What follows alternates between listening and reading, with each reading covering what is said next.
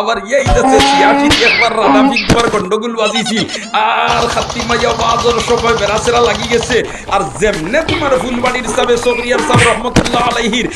রুমর ভিতরে হামাইয়া ও এখানে আমি সামনে কইলা আইজ ওয়াজ ওইলে ওই তরনে তোমার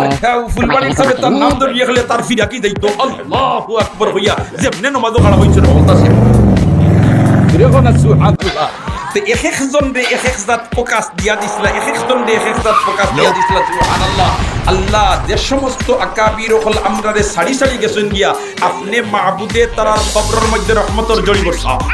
তারার রুহানি ফয়েজ দিয়ে আমরা রে ফয়েজিয়া করো আর যারা হিনে হায়াতে আছেন আল্লাহ তারার হায়াতরে লম্বা করে দাও আমিন হো